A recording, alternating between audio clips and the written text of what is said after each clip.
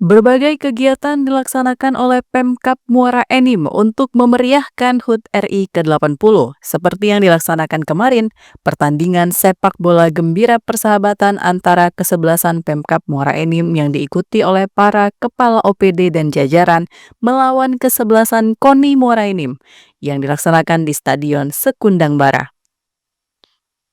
Bupati Muara Enim yang berada paling belakang menjadi penjaga gawang tim sempat kewalahan menerima serangan tim KONI. Namun kemenangan malah berpihak pada tim Pemkab Muara Enim.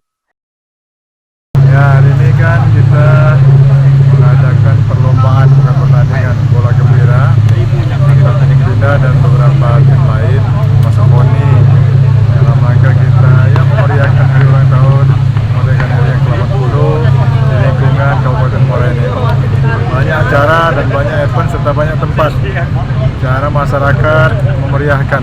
Di antaranya hari ini kita berlucu-lucu tapi serius. Ya, mudah-mudahan menambah keakraban dan semangat patriotisme. Tadi kami lihat Pak Bupati jadi keeper itu. Gimana Pak? Rasanya Pak jadi keeper Pak? Menyenangkan. Tapi saya gerem mau jadi kiper itu. Nggak bisa mengejar bola.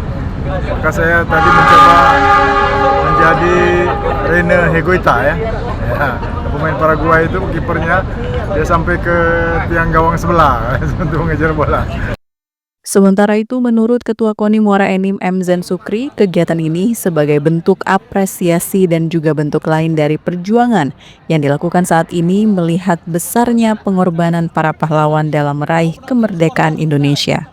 Selain itu, kegiatan ini juga membangun tali silaturahmi dan komunikasi antara OPD dan pengurus KONI Muara Enim.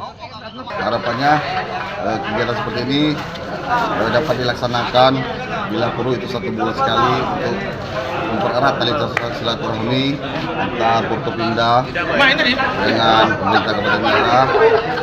Semoga dengan adanya olahraga gembira ini dapat terjadi silaturahmi yang lebih erat lagi. Diharapkan juga kegiatan ini bisa sering diagendakan agar tidak hanya komunikasi dan silaturahmi. Dari Muara Enim, Edwin Syah Satria, iNews melaporkan.